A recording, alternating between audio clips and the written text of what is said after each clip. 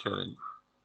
सो हमारे पास इमेजेस भी ख़त्म और सारे इफ़ेक्ट्स ख़त्म, और मैं जिस तरह कल किया था और फिर उसको मिटा दिया था, तो मैं यहाँ पे एसेट्स, इमेजेस, दिस, ये जब मुझसे सक्सेसफुली हो जाएगा ना, तो फिर आपको मैं रीज़न बताऊँगा कि सीएसएस में क्यों नहीं, एचटीएमएल में ही क्यों। यानी वो अप्रोच क्यों रिकमेंडेड नहीं है और ये अप्रोच क्यों रिकमेंडेड है।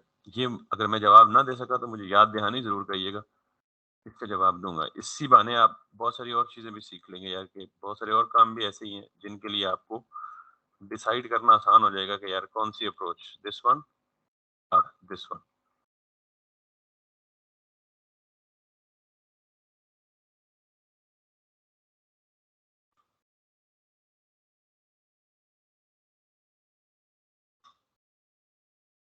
बीइंग अ वेब डेवलपर, मैं क्या, कोई बंदा भी किसी अप्रोच के बारे में सही या गलत का फैसला करना किसी बंदे के लिए भी आसान नहीं होता।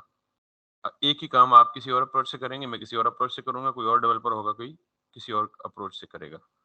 अगर आपको आउटपुट पे रिजल्ट मिल रहा है ना आपकी मर्ज़ी के मुताबिक, तो फिर अप्रोच मोर और लेस ठीक होगी।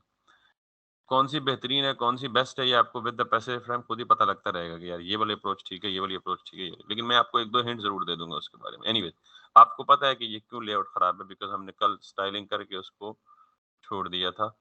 तो मैं दोबारा से फीचर कार्ड में जाता हूँ और सबसे पहले इसको क्या करता हूँ, विड्थ के साथ-साथ जो इसकी जो इमेज है, उसकी विड्थ को क्या कर दूँगा, सिंपली 100%। और फिर आपको साथ में ये भी पता है कि जब मैं 100% करूँगा, तो इमेज तो ठीक हो जाएगा, बीच में मुझे गैप भी देना है। तो गैप ऑलरेडी सूडो क्लास पहले से लगाई हुई है मेरे ख्याल में, वो मिटाई नहीं। ये सूडो क्लास पहले से लगी हुई है, ठीक है? तो सब कुछ जो है वो ठीक हो गया। अब अ, मैं ये चाहता हूँ कि मैं उसके ऊपर शैडो बनाऊँ, ठीक है? वैसे पहली ट्राई मैं खुद अपनी करता हूँ। मैं सपोज़ ये करता हूँ कि मैं एक अलग से डिव बना रहा हूँ और उस डिव की हाइट, यानी वो डिव इसी डिव के अंदर बना रहा हूँ, जिस डिव के अंदर इमेज पड़ा हुआ है। उसकी हाइट को अगर 100% कर दूँ, तो आपको पता है कि 100% किसी चाइल्ड की हाइट को 100% करें, तो वो पेरेंट का 100% अडॉप्ट करना चाहिए उसको।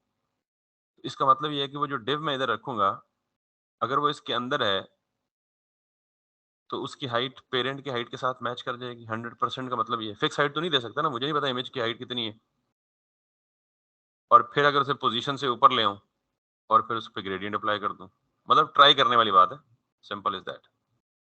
सो मैं यहाँ पे जाता हूँ, तो मैंने ये देखा जी कि ये जो फीचर्ड कार्ड है ना, इसके ऊपर इमेज है और इमेज के साथ ही मैं एक डिव बनाता हूँ और इस डिव को मैं नाम दे देता हूँ जी, क्लास ग्रेडिएंट। मुझे नहीं पता मैं क्या कर रहा हूँ। ठीक होना या गलत होना बात की बात है, जब मैं एक ट्राई कर रहा हूँ, अटेम्प्ट कर रहा हूँ। तो इसको मैं फॉर एग्ज़ाम्पल सिर्फ़ ग्रेडिएंट कह लें या ग्रेडिएंट ओवरले कह दें। इसको मैं सिर्फ़ एक काम करने लगा हूँ, जब मैं कर चुकूँगा तो आपको ज़्यादा अच्छी बेहतर तरीके से समझ आएगी। मैं इसे कहता हूँ जी कि BGC white for the time being, और हाइट जो है that is going to be 100%, और जो विड्थ है that is going to be 100%। वालेकुम अस्सलाम। सॉरी, मैं विड्थ भी देना चाहिए। बैकग्राउंड कलर व्हाइट है, तो व्हाइट पे व्हाइट नज़र तो नहीं आएगा। जस्ट देखने के लिए मैंने इसे क्या कर दिया, रेड कर दिया। उसकी वजह है कि अल्टीमेटली मुझे बैकग्राउंड कलर देना ही नहीं है। मैं जस्ट एक डिव बना रहा हूँ, एक प्लेस होल्डर बना रहा हूँ, इफ़ेक्ट देखने के लिए कि how does it look like. अब मुझे ये बताएँ कि ये और ये दोनों बराबर है ना? तो ये दोनों एक ही पेरेंट में है ना? तो अगर मैं पेरेंट को पोज़ीशन रिलेटिव दूँ और चाइल्ड को पोज़ीशन एब्सोल्यूट दूँ, और टॉप या बॉटम 0 दे दूँ। टॉप 0 दे दूँ तब भी ठीक है, बॉटम 0 दे दूँ तब भी टॉप 0 दे दूँगा तो टॉप पे जाके स्टिक हो जाएगा, बॉटम 0 दूँगा तो बॉटम पे स्टिक हो जाएगा। जिधर भी स्टिक हो, चूँकि 100% है तो दोनों सूरतों में आएगा एग्ज़ैक्ट उस इमेज के ऊपर ही। हमारी रिकॉर्डिंग चल रही है शायद? ऑन की है ना मैंने रिकॉर्डिंग? यस, ठीक है। तो अब मैं क्या करूँगा, मेरे पास ये जो पेरेंट है, इमेज का और इस ग्रेडिएंट ओवरले दोनों का पेरेंट क्या है? मैच कर रहा है।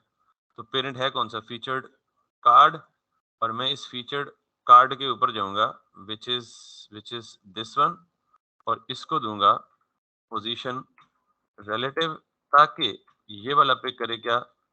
पोज़ीशन एब्सोल्यूट, और मैं इसे कहूँगा जी टॉप 0, लेफ्ट 0 तो बाय डिफ़ॉल्ट होता ही होता है। इमेज पीछे, डिव उसके आगे। अब मैं इसे बैकग्राउंड देने के बजाय अब ये तो नहीं दे सकता, क्योंकि इसमें तो इमेज भी शामिल है। तो मुझे दोबारा ग्रेडिएंट पे जाना पड़ेगा। मुझे कल वाला ग्रेडिएंट हटाना नहीं चाहिए था, पर चलें हटा दिया। क्योंकि ये इसलिए काम नहीं करेगा कि इसी एंड पे क्या है? यूआरएल इमेज, तो इमेज मुझे अब सीएसएस में लगाना नहीं है। मैंने आपको मना कर दिया है। आप दोबारा जाएँ ग्रेडिएंट पे।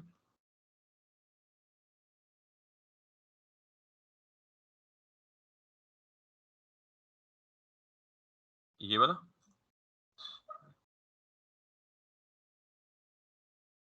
और इत्तेफाक से वो ग्रेडिएंट बना पड़ा है, दोबारा बनाना नहीं पड़ेगा, ठीक है? कल वाला ही सेव्ड है। तो मैं यहाँ से ये 2 प्रॉपर्टीज़ कॉपी करूँगा। अच्छा, ये 2 प्रॉपर्टीज़ अब आपको पता लग गया कि हम किसी डिव को दे सकते हैं, और ये जो डिव को बैकग्राउंड कलर मैंने दिए है, इस बैकग्राउंड के बजाय मैं ये दे सकता हूँ। इसमें कहीं इमेज नहीं है, तो लेट्स सी।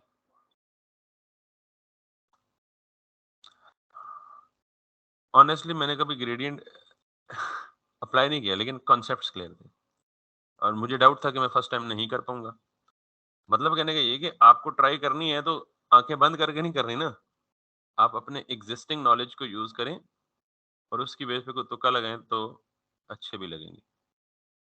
अब आपको पता है कि पेरेंट क्या है? रिलेटिव है। तो एक रिलेटिव के अंदर जितने मर्ज़ी एब्सोल्यूट बना लें। ये बात क्यों कर रहा हूँ? क्योंकि इसी ग्रेडिएंट के ऊपर फिर क्या आना है? अवतार, हेडिंग, लोकेशन। तो कितनी लेयर हो जाएँगी? 3।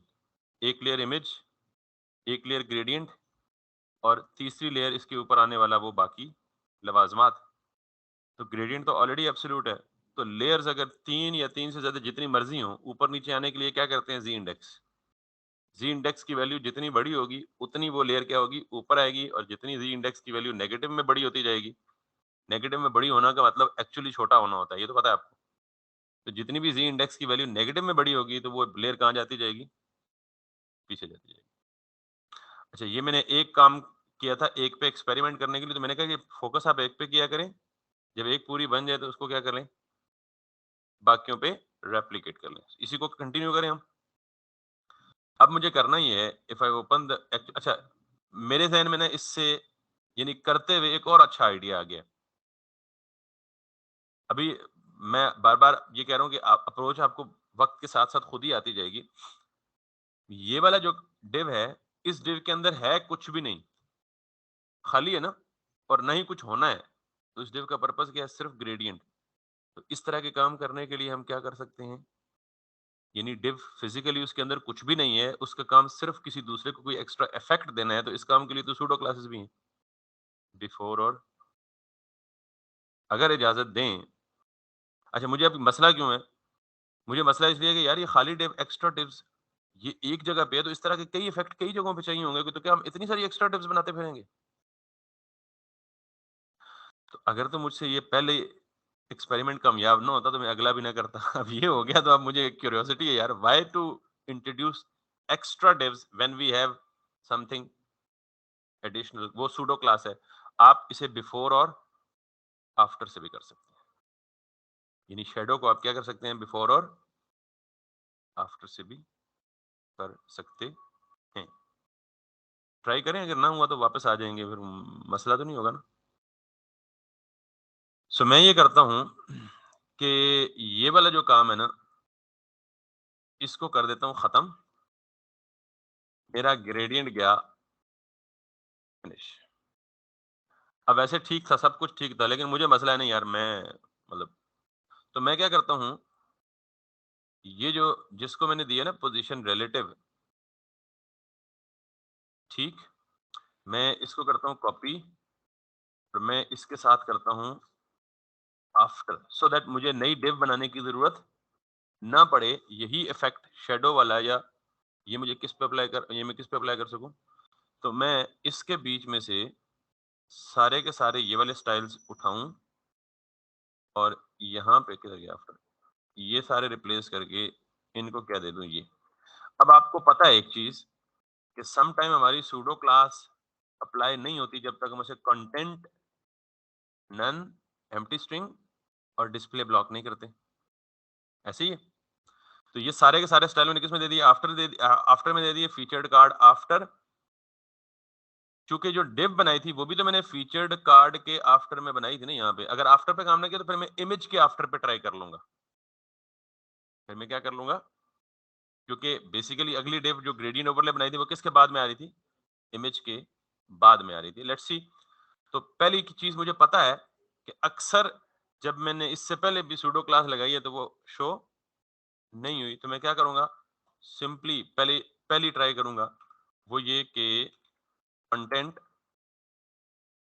ये, और ये देख रहे हैं,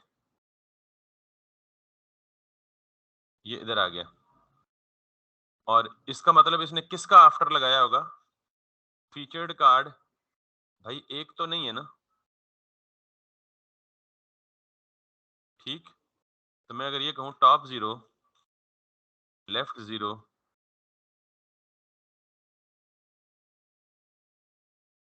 सेम इफेक्ट, और सेम इफेक्ट सब पे लग गया, तो मुझे 3 डिव्स एक्स्ट्रा देने से बच गया।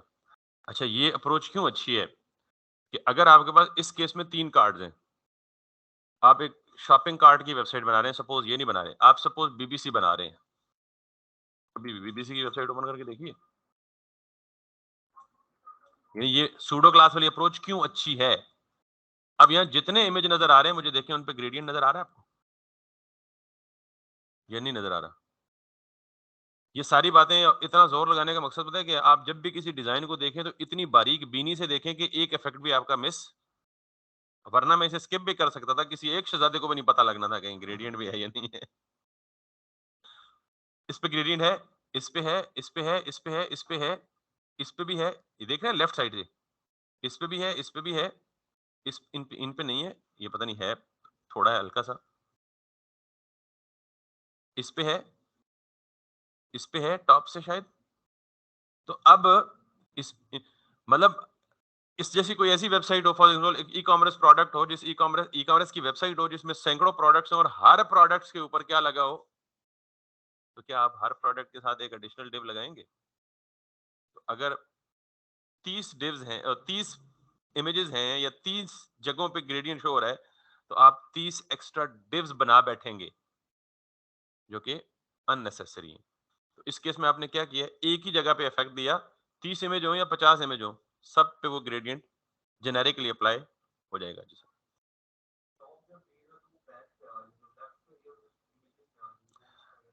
अच्छा, नॉर्मली पता है क्या, आफ्टर की क्लास जो भी नया एलिमेंट देती है वो कहाँ देती है, किसी भी पर्टिकुलर के राइट आफ्टर दैट। अब ये तीनों के आफ्टर पे था, लेकिन नजर हमें सिर्फ आखिर में आ रहा था, क्योंकि आखिरी वाले की जगह खाली थी, बाकियों की जगह खाली नहीं थी, वो कहीं बैकग्राउंड पे था। तो हमने लेफ्ट किया, कि हमने कहा जी कि जिस एलिमेंट को, लेफ्ट का मतलब क्या है, अगर ये एब्सोल्यूट है तो ये किसके लेफ्ट पे जाएगा, अपने पेरेंट के। तो टॉप पे तो ऑलरेडी था, लेफ्ट पे पेरेंट के लेफ्ट पे चला गया। ये तो मतलब पोजीशन का सवाल है ना, ये तो होना नहीं चाहिए वैसे। अभी क्लियर है या अभी भी नहीं क्लियर, ठीक है। अगर मैं टॉप 0 लेफ्ट 0 ना करता, बॉटम 0 लेफ्ट 0 करता, तो तब भी काम करता।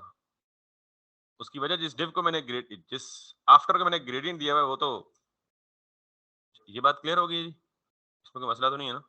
तो क्यों मैंने अच्छा, एक रीज़न तो ये थी कि मैंने आपको मना किया था कि ये वाला शैडो ये ग्रेडिएंट जो है वो सीएसएस में नहीं देना, इसकी रीज़न अभी भी नहीं बताई। ये रीज़न बता दिए कि यार अगर आपके पास मल्टीपल डिव्स हों और सब पे ग्रेडिएंट लगा हो और आपको हर एक के लिए अलग एक्स्ट्रा डिव देनी पड़ेगी, that is a bad practice. दूसरी रीज़न, अगर ये सीएमएस हो, सीएमएस कहते हैं कंटेंट मैनेजमेंट सिस्टम, आप ये टर्म्स को याद कर लिया करें क्योंकि आगे चल के कहीं सुनेंगे, देखेंगे, पढ़ेंगे तो आपको ज़्यादा समझ आएगा। WordPress basically CMS content management system है। सीएमएस में ये होता है कि आपने एक दफ़ा वेबसाइट बना दी, डिज़ाइन कर दी, अब जो कंटेंट होगा ना वो कोड से चेंज नहीं होगा। उसका बैकएंड एडमिन पैनल होगा, कोई भी एडमिन जाके एडमिन से लॉगिन होके कोई नया इमेज अपलोड करेगा। अब जब आप नया इमेज अपलोड करेंगे, तो नॉर्मली डायनामिक लैंग्वेजेस इमेजेस को लूप के थ्रू रेंडर करती हैं इनसाइड द एचटीएमएल। सीएसएस में डायनामिक लैंग्वेज नहीं चलती। तो अगर आपने इमेज लगाया होगा सीएसएस में, ये बात अगर समझ नहीं आती तो बिल्कुल छोड़ दें इसको, कोई मतलब नहीं। जब तक आप सीएमएस नहीं पढ़ेंगे आपको इसकी फील जरूरत महसूस, इसीलिए कल भी पढ़ाते वक्त बताया था कि आप रगड़ी रखें इसको।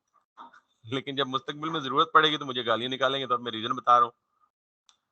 तो जब आप सीएमएस में इस वेबसाइट को एचटीएमएल सीएसएस के बने हुए डिजाइन को कन्वर्ट करेंगे, तो अगर आपने इमेजेस को सीएसएस में लगाया होगा तो वहां फिर मसाइल आएंगे, फिर आपको कोई नई अप्रोच चेंज करनी पड़ती। तो मैंने आपको खुद ही बता दी भाई कि सीएसएस वाला काम बहुत आसान था, जिसको हम सेफली करके मूव ऑन कर सकते थे, लेकिन नहीं, अप्रोच आपने ये वाली अप्रोच फॉलो करनी। अब आप मुझे बताने की जरूरत नहीं है, आपको पता है कि आपने बिफोर आफ्टर कहाँ कहाँ यूज करनी है और क्या क्या अचीव कर सकते हैं उससे। We have achieved this line using before and after. We have achieved this effect using before and after, and we can do a lots of different things with that, जो आगे चल के कहीं आएंगी तो मैं आपको बताऊंगा। एनीवेज, मूविंग अहेड, यहाँ तक किसी को मसला है तो अब मसला अब नहीं होना चाहिए मेरे ख्याल में। तो अब हम चलते हैं जी डिजाइन में, देखते हैं कि हम हमारा बाकी क्या रह गया है।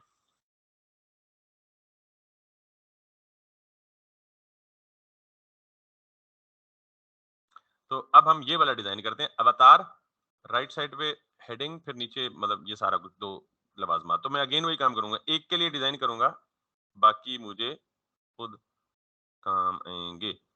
सो I move back to this image के बिल्कुल नीचे, यहाँ पे मैं अब डिव करूंगा, और ये बेसिकली क्या है, ये जो प्रॉपर्टी है, मैंने इसको बोला था फीचर्ड प्रॉपर्टी। इसके ऊपर जो अवतार और यूजर का नाम और नीचे उसका एड्रेस और उसकी, ये क्या है बेसिकली, आपके ख्याल में क्या हो सकता है? एक सजेशन, एक इनपुट और। अच्छा, जब आप किसी भी प्लेटफॉर्म पे ओएलएक्स पे अपना ऐड लगाते हैं, कभी लगाया किसी ने? पता तो होगा एटलीस्ट। तो किसी भी पब्लिक वेबसाइट पे जब आप अपना ऐड लगाते हैं, तो उस ऐड के कहीं सजे खब्बे ऊपर नीचे लेफ्ट राइट उस बंदे की इंफॉर्मेशन होती है जिसने वो ऐड पोस्ट किया होता है। अच्छा, उस वेबसाइट को उस बंदे की इंफॉर्मेशन कैसे पता लगती है? आपको पता है, वहां ऐड पोस्ट करने से पहले अपना आपको वो कहता है साइन अप फर्स्ट। तो जब आप साइन अप करते हैं तो आप अपनी इंफॉर्मेशन उस वेबसाइट को दे देते हैं, वो उसके बाद सेव होती है, वो तो जिधर मर्जी चाहे उठा के आपकी इन्फॉर्मेशन को डिस्प्ले करे। इसका मतलब होता है कि ये उस यूजर की प्रोफाइल इन्फॉर्मेशन है जिस यूजर ने, चाहे वो ऑनर हो, चाहे ऑनर के बिहाफ पे किसी ने अपलोड की हो। लेकिन हम इसको ऑनर नहीं कह सकते, हो सकता है किसी प्रॉपर्टी डीलर ने किया हो, तो ऑनर कोई और हो। इसको हम कहेंगे यूजर प्रोफाइल, यानी जिस बंदे ने इस वेबसाइट पे आके अपनी प्रोफाइल बनाई और फिर प्रॉपर्टी पोस्ट की, ये उसकी प्रोफाइल इन्फॉर्मेशन है। तो मैं ये सारी तक कहानी बताने का मकसद, मुझे नाम ही यही रखना था, यूजर। सॉरी, दोबारा बोले।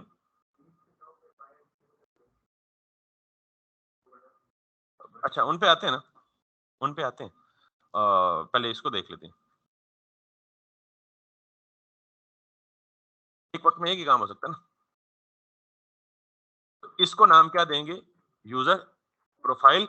और अगर आप मजीद डिस्क्रिप्टिव देना चाहते हैं तो user profile info.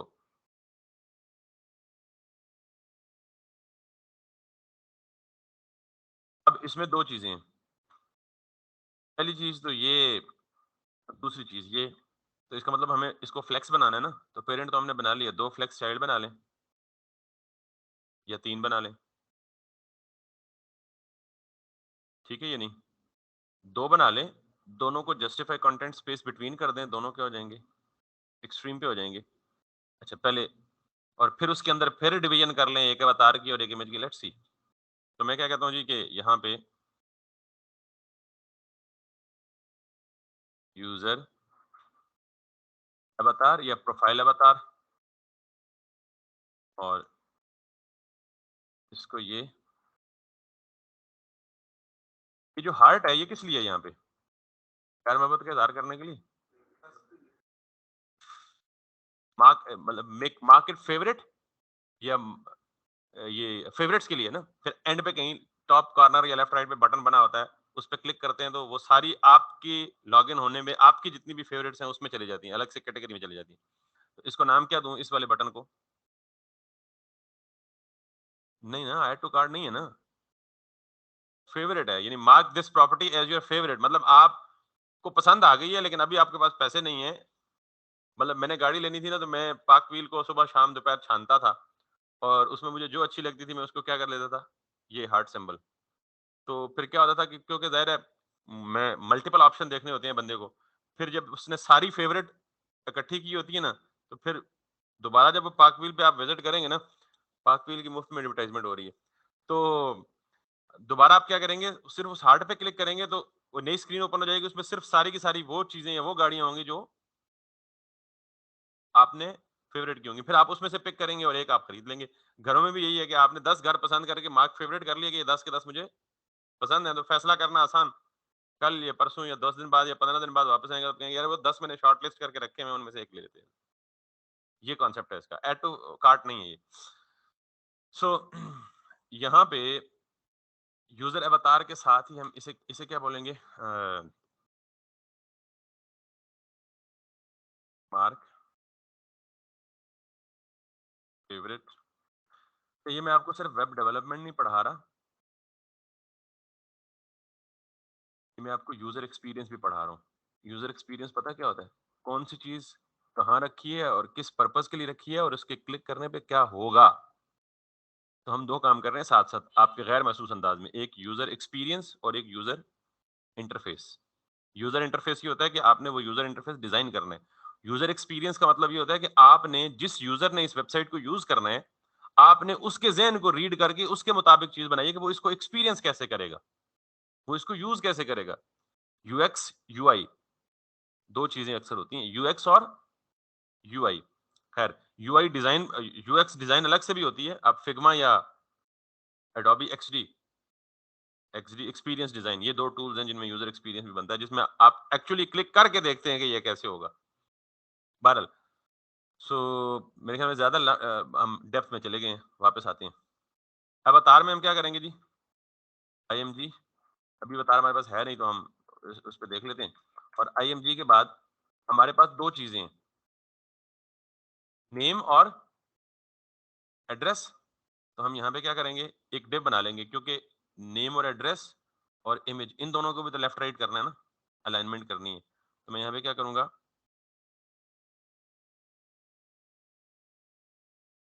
Address info.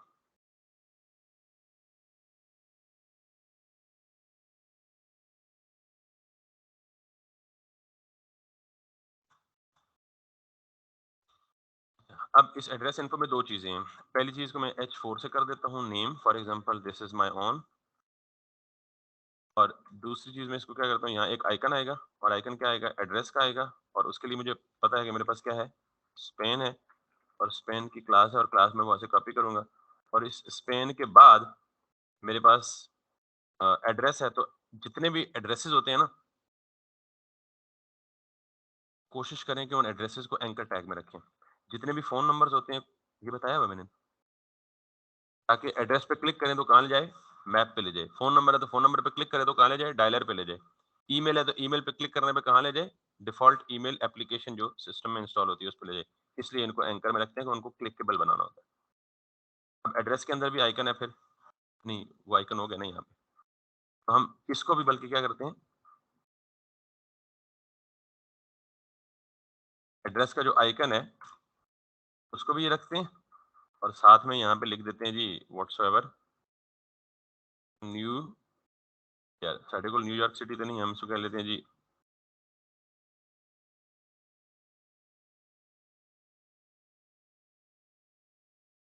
ठीक है, आप तो देख सकते हैं ना बैरियर टाउन में है नहीं तो क्या हुआ। तो दूसरा यहाँ पे हमें क्या चाहिए, एक हार्ट का आइकन। अब मैं ये क्या कर रहा हूँ, प्लानिंग स्ट्रक्चर बना रहा हूँ। ये दिखेगा बिल्कुल भी सीधा नहीं, लेकिन मैं स्टाइल अपने से करूंगा, तो मैं इसलिए यहाँ पे भी मुझे क्या चाहिए, स्पैन, और इसको भी मुझे क्या देनी है, एक क्लास। अब मेरे पास आइकन्स तो पहले से बने पड़े हैं, तो मैं इन आइकन्स में से जाके क्या क्या उठाऊंगा, एक तो ये लोकेशन, ठीक, कॉपी करें। ये फायदा था हमें एसेट्स पहले जमा करने का। उस वक्त तो शायद हमें लग रहा था कि यार हम टाइम जाया कर रहे हैं या एक्स्ट्रा टाइम लगा रहे हैं इन चीजों पे। ये लोकेशन, और दोबारा जो हार्ट सिंबल है ये, इसका ये यूजर एक्सपीरियंस है कि हमारे पास ये दो हार्ट्स होने चाहिए, एक नहीं, एक खाली और एक फिल्ड। खाली तब होता है जब बंदे ने फेवरेट मार्क नहीं किया होता, और दिल भर तब जाता है जब बंदे ने मार्क। अब यूजर एक्सपीरियंस इतना तो आप कर ही लेंगे ना, हम अब दोबारा आइकन पे नहीं जाएंगे क्योंकि हमें टाइम लग जाएगा। एनीवे, अब जरा ये देखें कि ये मेरी पर्सनल प्रोफाइल इन्फो है, उसमें ये अवतार है और ये फेवरेट है, तो इन दोनों का पेरेंट कौन है, ये इसको डिस्प्ले फ्लेक्स करना है, बिकॉज ताकि मैं यहाँ पे आऊंगा और इसे मैं क्या दूंगा जी, डिस्प्ले फ्लेक्स और जस्टिफाई कंटेंट स्पेस बिटवीन। अब ये बुनियादी तौर पे कहाँ आएगा कोई पता नहीं। ये देख रहे हैं, यासिर और दिस और दिस, ठीक। ये जो चीज है पूरी की पूरी, ये यूजर प्रोफाइल इन्फो, ये किसके अंदर है, फीचर्ड कार्ड के अंदर, और फीचर्ड कार्ड को ऑलरेडी पोजीशन रिलेटिव मिली हुई है, पता है ना आपको। तो मैं इसको क्या कर दूंगा, पोजीशन एब्सोल्यूट बॉटम 0। समझ आई बात, ये नहीं आई, ये आ गया। इन्फॉर्मेशन आपको नजर आ रही है, लेकिन चूंकि उसका कलर ब्लैक है डिफॉल्ट, तो ब्लैक पे ब्लैक नजर नहीं आता। जरा उसको व्हाइट करते हैं पहले, जरा फिर आगे चलते हैं। अच्छा, मैंने जब पोजीशन एब्सोल्यूट दी है, तो आपको पता है पोजीशन एब्सोल्यूट विड्थ को अफेक्ट करती है, पता है ना, नहीं पता, पहले लो पोजीशन, ये एक दफा पहले भी एक्सप्लिसिटली बता चुका हूँ। खैर, अभी आपको कैसे पता चलेगा कि इसने विड्थ को अफेक्ट किया या नहीं किया, लेट मी सी। यूजर अवतार के अंदर, सॉरी एड्रेस इन्फो के अंदर है ना H4 और एंकर टैग, तो मैं इसका कलर व्हाइट कर दूं तो नजर आना शुरू हो जाएगा ना सब कुछ, other than heart, because heart को अलग से जाया करना पड़ेगा। तो मैं इस पे जाता हूँ, इसको ये करता हूँ, इसको ये करता हूँ, कलर,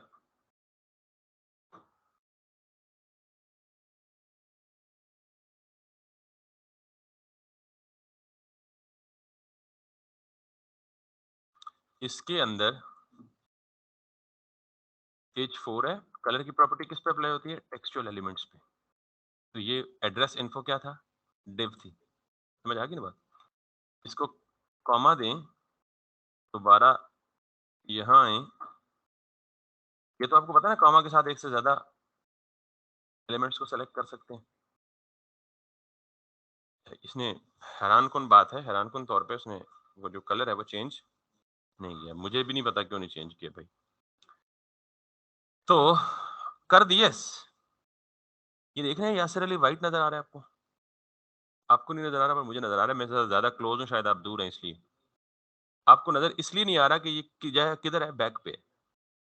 तो मैंने कहा 3 लेयर है, इसको मुझे किधर लाना है, सबसे ऊपर। अभी वो व्हाइट हो चुका है, लेकिन मुझे क्लोज में नजर आ रहा है ज्यादा, शायद कुछ स्क्रीन भी मैली है और कुछ आप दूर भी बैठे हैं। तो मैं इसको फ्रंट पे करूंगा सिर्फ, ये खुद ही नजर आना शुरू हो जाएगा। ये बॉटम 0 है, तो मुझे इसे क्या देना है, जी इंडेक्स, नेगेटिव वैल्यू देनी है, पॉजिटिव देनी है, 1 दूं या ज्यादा दूं, कितनी बड़ी वैल्यू आएगी, अगर ये 1 से ऊपर ना आता तो मैं क्या करता, 2 दे देता, 3 दे देता, 4 दे देता, 5 दे देता। तो जितनी बड़ी वैल्यू होगी उतना ऊपर आएगा। मैंने कहा था व्हाइट हो गया, लेकिन आपको नजर नहीं आ रहा, अब आ रहा है ना नजर। तो ये जो हार्ट का आइकन है, अब इसको मैं वाइट करता हूँ तो फिर आपको पता लगेगा कि हार्ट का आइकन के साथ जुड़ गया, हालाँकि मैंने जस्टिफाई कंटेंट स्पेस बिटवीन दिया है, तो स्पेस बिटवीन का मतलब ये है कि दोनों के रिमेनिंग स्पेस दोनों के बीच में आ जाए, तो ये दोनों फिर जुड़े हुए क्यों हैं? बिकॉज़ एब्सोल्यूट ने पोज़ीशन को सुकेड़ दिया।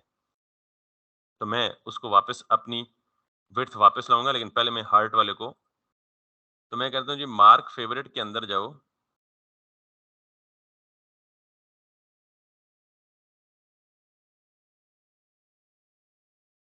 और इसके अंदर आप करो कलर उठाएगा ना इफेक्ट, बिकॉज़ हमने जो आइकन है वो आइकन को किस में कन्वर्ट किया हुआ है? फ़ॉन्ट में कन्वर्ट किया हुआ है। तो अब आइकन्स सारी प्रॉपर्टी किसकी लेंगे? फ़ॉन्ट की लेंगे।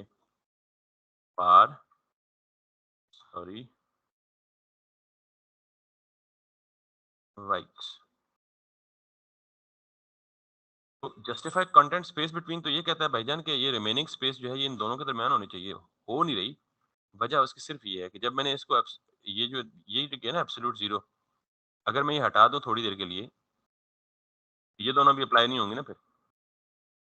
यानी आपको पता है कि ये जो बॉटम और जी इंडेक्स है ये किसकी प्रॉपर्टीज है? पोजीशन की। अगर पोजीशन हटा दूंगा तो बाकी दो भी काम, तो मैं इन तीनों को ही हटा देता हूँ जस्ट दिखाने के लिए। अच्छा, वो दोनों ही कहीं पीछे चले गए हैं फिर शायद, क्योंकि पोजीशन हट गई है तो वापस नजर ही नहीं आ रहे। तो मुझ पे यकीन कर लें कि ये ऐसे ही है।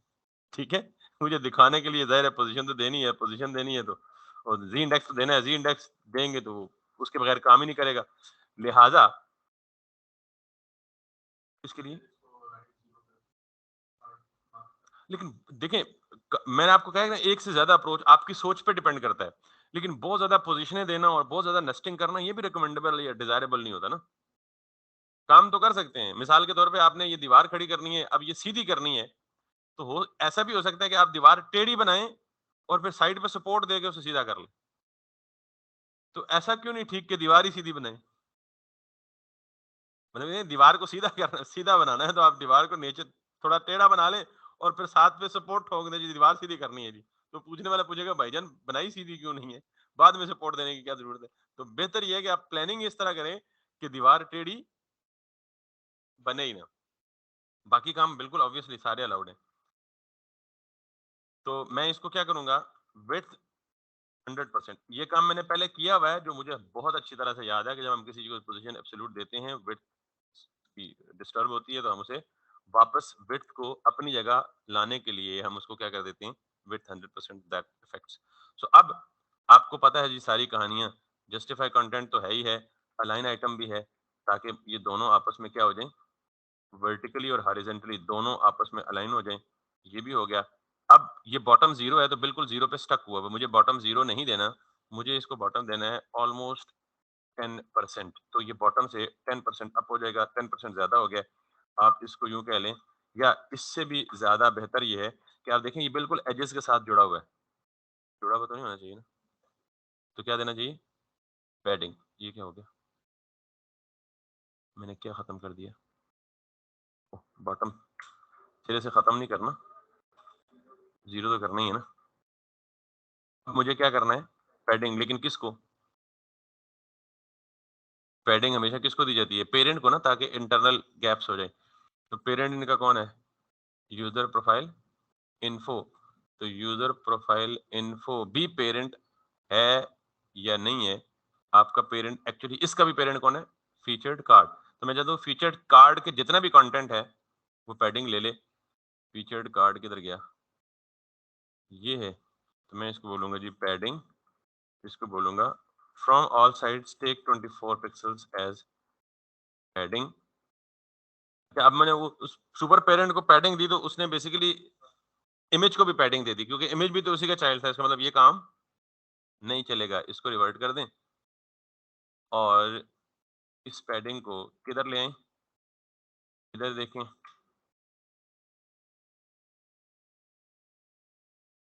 ठीक।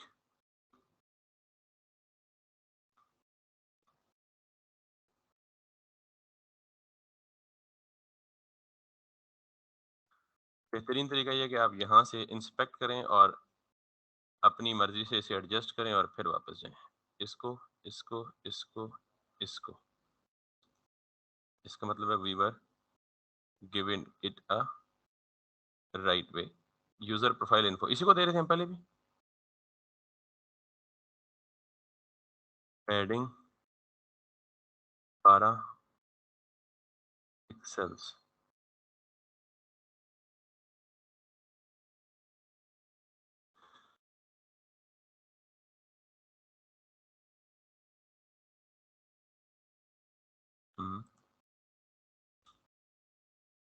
Why is it so?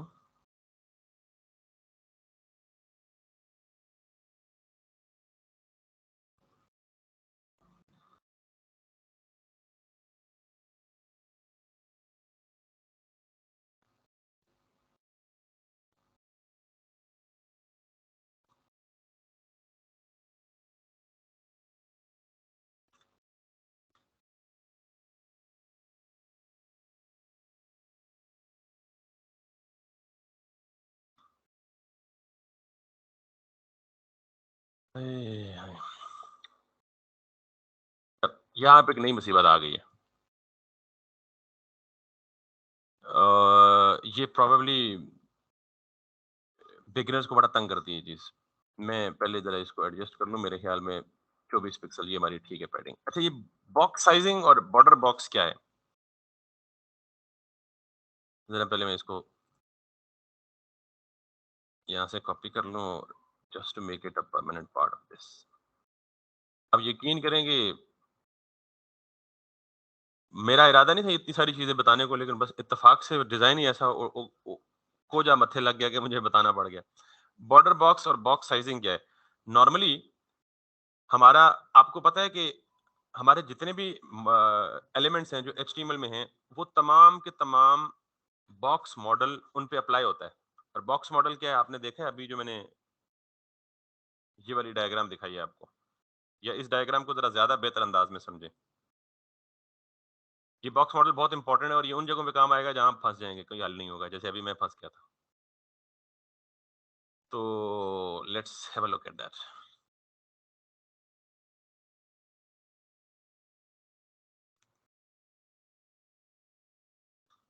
भाई ये मिटेगा कहाँ से भाई? Share the board, sign in for me, plus minus. भाई नया बोर्ड चाहिए यार, क्या हो गया? ये मेरी असल में लास्ट क्लास की एक्टिविटी थी जो मैंने की है। इसको मिटा देते हैं यूं करके। अच्छा, कोई भी एलिमेंट है, डिव है, पैराग्राफ है, हेडिंग है, लिस्ट है, यूएल है, एलआई है, सारे एलिमेंट्स में बॉक्स मॉडल अप्लाई होता है। अब बॉक्स मॉडल होता क्या है, कोई बताएगा वैसे? अच्छा, मैंने ये भी बताया हुआ है, आई एम डैम श्योर, लेकिन आप कहेंगे नहीं सर। कोई बता सकता है बॉक्स मॉडल क्या होता है? ठीक है, लेकिन उसको जरा एक्सप्लेन करने की कोशिश करें। बिल्कुल वही है बॉक्स मॉडल, मतलब वो जो डायग्राम बनी होती है जिसमें बॉक्सेस बने होते हैं, सबसे बाहर क्या होता है? मार्जिन। उसके अंदर क्या होता है? बॉर्डर। उसके अंदर क्या होता है? उसके अंदर क्या होता है? एलिमेंट खुद। तो अब जरा बॉक्स मॉडल को यहां समझें। मैंने एक पैराग्राफ बनाया और उस पैराग्राफ में लिखा हेलो, यानी आप सपोज करें कि आउटपुट में तो मुझे हेलो ही नजर आएगा ना। आउटपुट में मुझे क्या नजर आएगा? लेकिन ये हेलो सपोज करेंगे किसके अंदर लिखा हुआ है? पी के अंदर। तो ये एलिमेंट खुद क्या है, मतलब ये हेलो जो है वो खुद किसके अंदर है? एक एलिमेंट पी के अंदर है। मैं टैग कोई एलिमेंट बोल रहा हूं, ठीक। इसके ऊपर कुछ लेयर्स हैं, यानी इसके फौरन बाद एलिमेंट से लेके, यानी इसके फौरन बाद क्या आता है? इससे बाहर, एलिमेंट से बाहर इसको रैप किया होता है पैडिंग ने।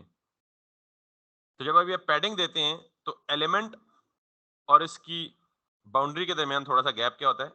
इंक्रीज होता है। इस पैडिंग के बाहर क्या होता है? अगली लेयर किसकी होती है?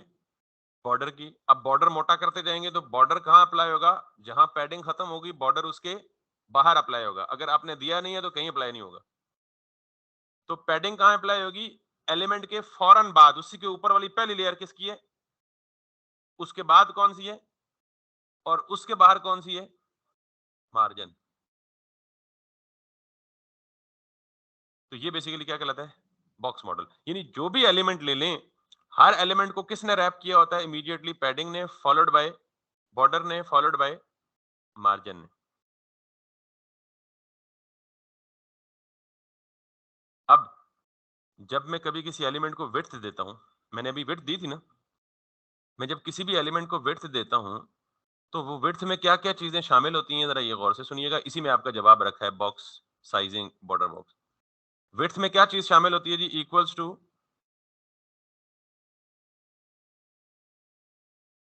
मार्जिन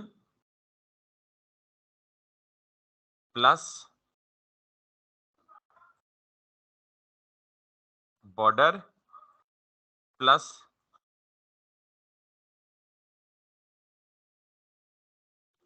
पैडिंग प्लस जो विड्थ मैंने मैनुअली दी होती है।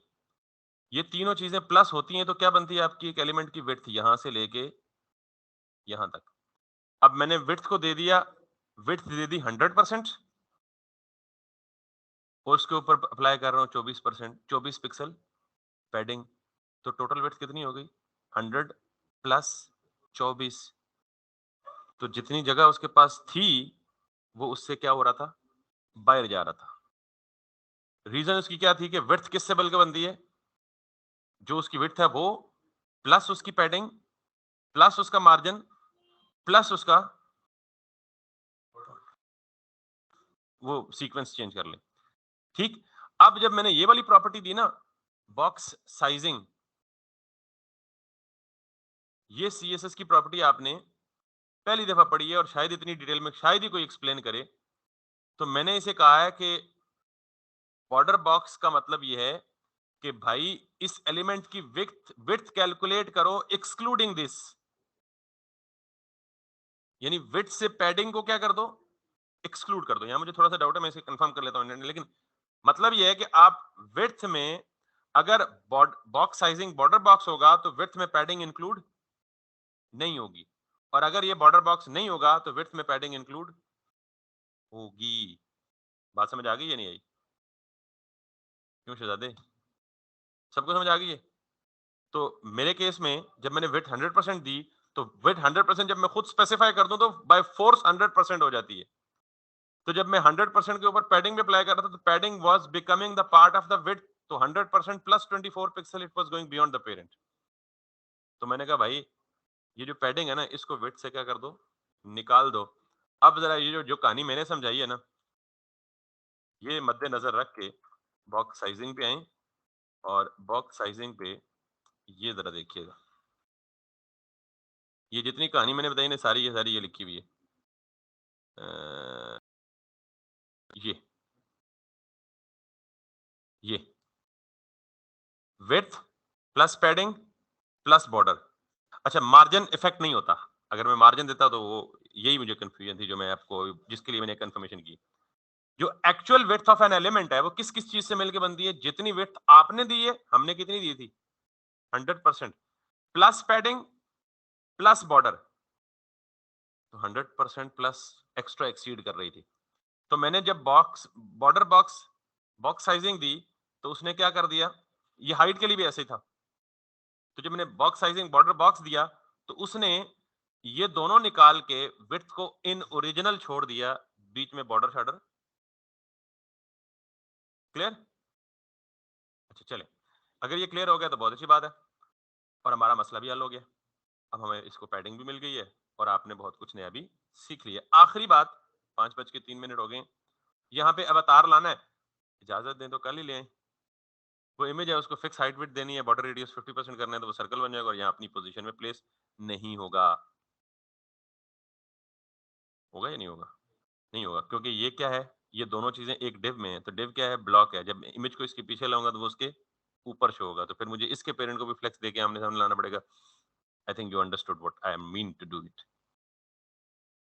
ले जी, दिखने में बड़ी सीधी चीज लग रही थी, लेकिन सही करके टेढ़ी कराई है इसने उंगलियां हमारी। लेकिन द गुड पॉइंट इज कि you have learned something new. Thank you very much for today. If you have any question, you are welcome. Otherwise,